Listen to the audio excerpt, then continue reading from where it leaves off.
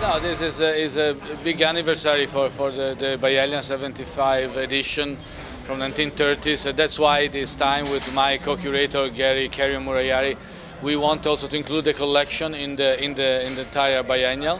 On the 5th floor, we selected artists that were in the Biennial since 1932. You know, a selection of the artists. We want to show how the Biennial is both a bridge toward the future and also the way for the museum to construct their collection.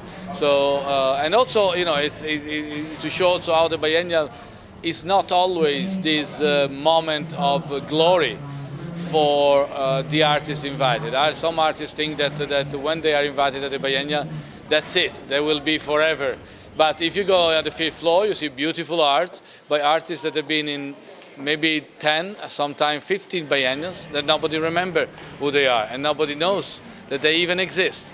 And so the biennial always show this how taste, point of view, cultural moment, attitude toward art change completely every 2 years sometime, and how things that looks absolutely essential in a moment, they disappear out of the radar screen in 4, 5, 6, 10 years, and that's what we want to do. And the rest of the biennial, the 55 artists, we try to select them in a way that the show appears more as an ideal collection of 2010. If the world would end now and the Martian arrive on Earth in this moment and they will get into the Whitney Museum, they will think that his entire collection is this.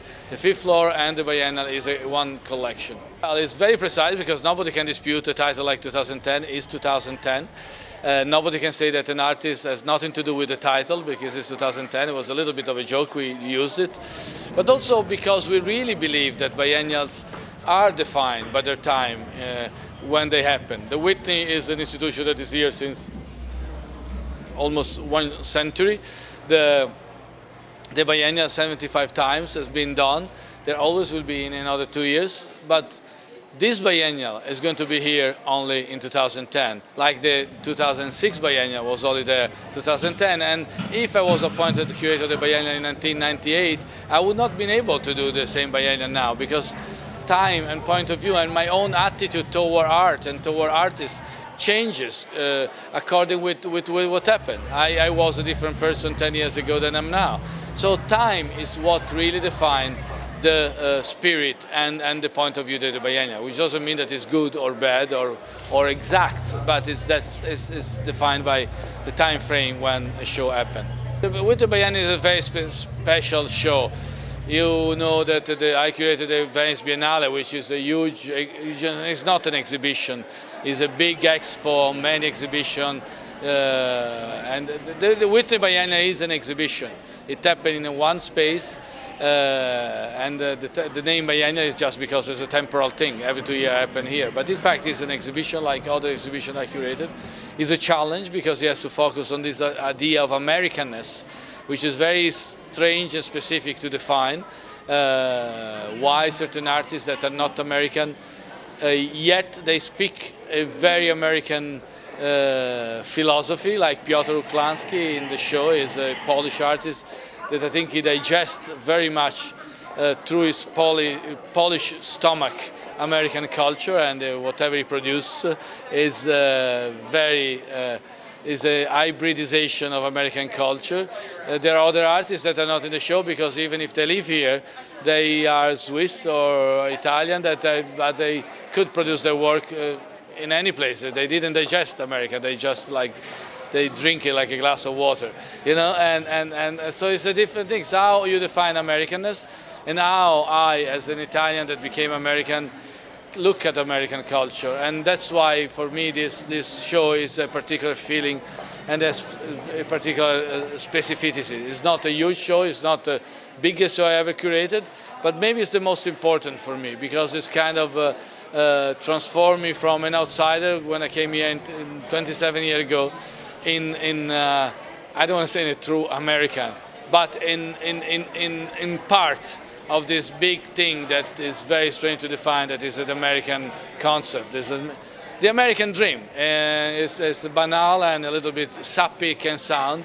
You curate for an outsider to curate the American, the biennial of American art is a little bit dream come true. I cannot pick a specific work. All the work have a function in the show. I can pick a room, which is the room on the fourth floor with Bruce High Quality Foundation, which is a group of artists that work collectively, and they have this car with this film made of different patchwork of American images and film, with a text written by them on America as a lover, you know, and a lover and a story with not a happy hand. You know, it's a love story with not a happy hand. And next, in front of it, there is the least young artist in the show, Lorraine O'Grady, an Afro-American artist, which make this very interesting comparison between Michael Jackson and Charles Baudelaire, the French poet, and looking in them two fathers of different kind of modernity. Baudelaire for what is the Western world, Michael Jackson for the pop culture and Afro-American culture in America. So there's a comparison, and yet, you know, the Lorraine O'Grady looks very young, and you could kind of, the two world kind of touches become one thing, you know, the past and the present become one thing. And I think that's a room that kind of summarizes the spirit of this exhibition.